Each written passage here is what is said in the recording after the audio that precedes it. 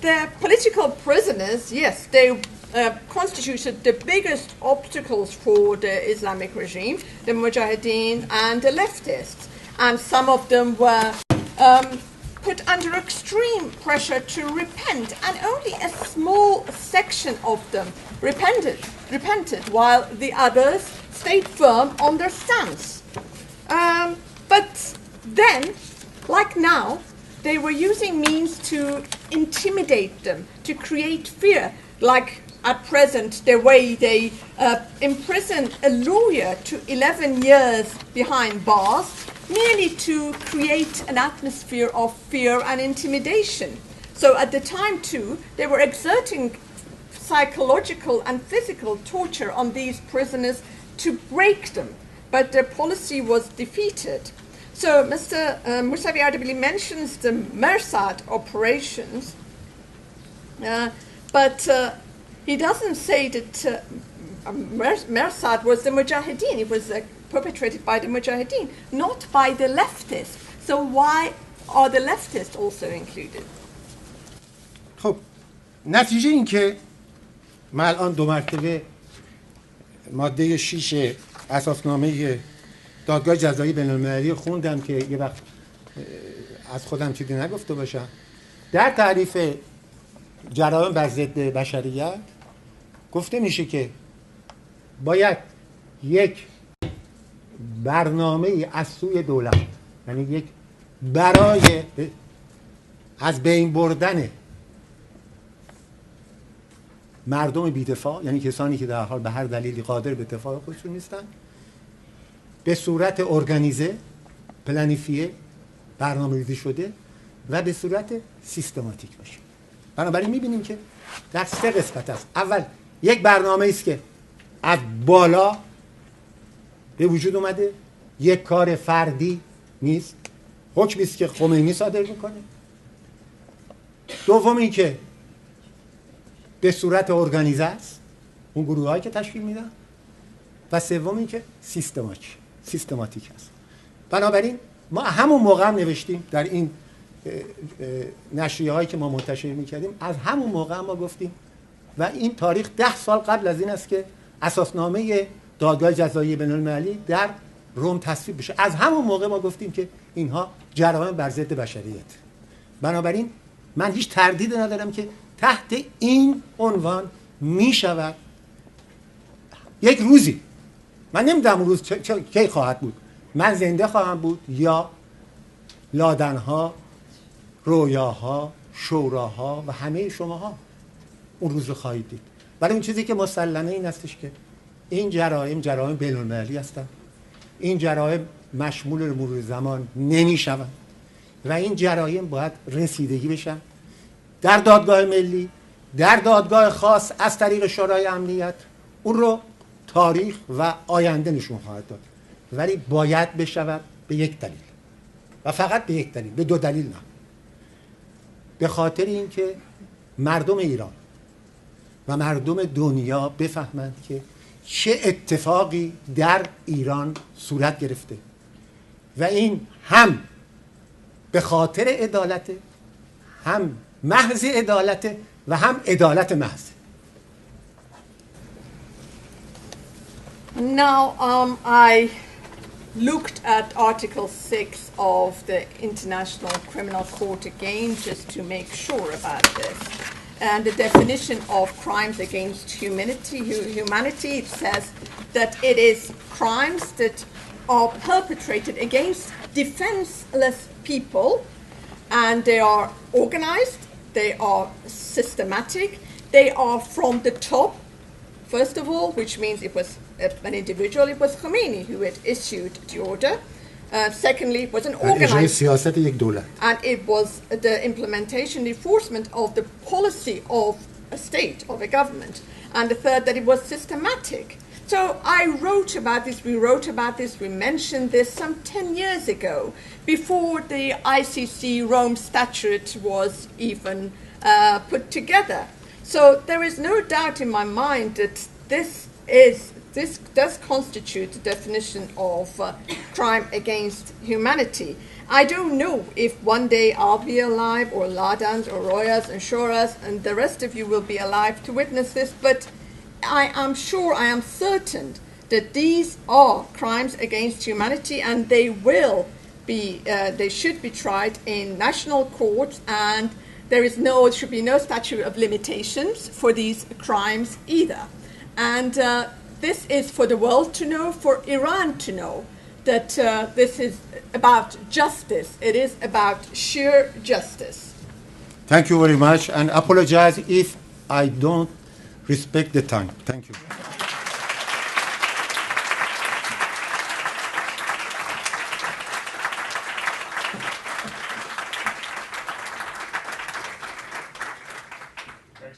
Yeah, I think by that response you'll see you'll be easily forgiven here. So our third speaker on this panel is Carla Firstman. Carla joined Redress in 2001. Many of you, I'm sure, are already very familiar with the work that Redress does, particularly on victims' rights issues. She became the director of Redress in 2005. She has a great deal of human rights experience with the Office of the High Commissioner for Human Rights and also Amnesty International. And she's a very regular commentator on issues of victims' rights, the prohibition against torture, international criminal law, and issues in that realm. Thanks very much, Carla. Thank you very much.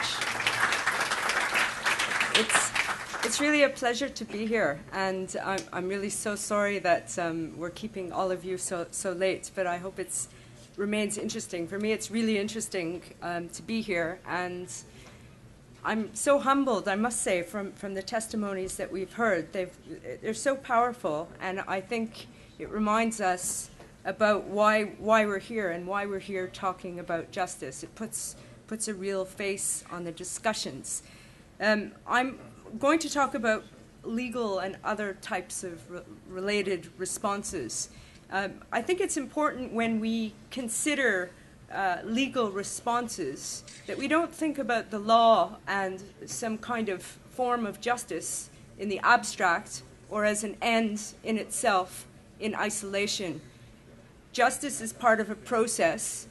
From all the survivors of torture that I have had the opportunity to meet and speak with, it's clear that justice is really about acknowledgements of the harm. When we think of all the stories that we've heard today, the fact that in Iran, many of the families of those who died who were murdered in 1988, there's still this cloud of suspicion. Justice is also about dealing with that cloud of suspicion and making it clear that what was done was wrong. We've already heard about how these crimes can be characterized: crimes against humanity, potentially genocide, torture, and other related crimes. What are the obligations which are on Iran in relation to these very serious crimes? As was indicated already, there's an obligation to investigate and prosecute the allegations. There's an obligation to afford reparation to survivors and to family members, including compensation, measures of satisfaction, which would include accounting for the dead, and guarantees of non-repetition. These are general measures which continue to exist. It's important to note that there are no statute of limitations for crimes against humanity. This isn't an advocacy position. It's a clear position under the law. There's treaties which clearly provide that there are no statute of limitations. There can be a criminal prosecution well into the future. Of course, there's practical challenges. The later crimes, the later it gets. There's considerations with respect to evidence, with respect to witnesses, etc. But from a general perspective, it's important to note that there are no statute of limitations. When it comes to civil claims, that question is somewhat less clear, but there are a lot of important developments to note. Just last month in the Netherlands, there was a very important decision in which the Dutch courts recognized that no statute of limitations barred a civil claim which related to 1947 crimes committed by the Dutch in Indonesia. There's another similar case which is proceeding through UK courts in relation to the UK government's, the Ministry of Defence role in Kenya in the colonial period, which has yet to be determined. But it's important to note that these things are evolving, some of them in a positive way. The second point to note is that what we've been talking about are continuing violations. So similar to the wide jurisprudence that has developed in relation to the crime of disappearances, the failure to account for the dead and the failure to afford an adequate remedy are continuing violations which can continue to form the basis of a human rights claim or, in certain circumstances, a criminal complaint. The procedural obligations flowing from the initial crimes remain and continue to be violated to this day. And these continuing violations are themselves not time-barred. It's also important to note from a human rights perspective that the continuing violation of failing to afford a remedy is in and of itself a separate violation of human rights, which can be treated separately. What are the obligations on the international community? Very general sense, the obligations are to see that justice is done. From a criminal law perspective, we have the Geneva Conventions, which require states to seek out and prosecute those that are accused of breaches of grave breaches of the Geneva Conventions. In the Convention Against Torture, we have the obligation to extradite or prosecute suspects of torture. And with the development of international criminal law, it's been recognized that this obligation to extradite or prosecute extends to all crimes within the International Criminal Court statute, if not to other crimes as well.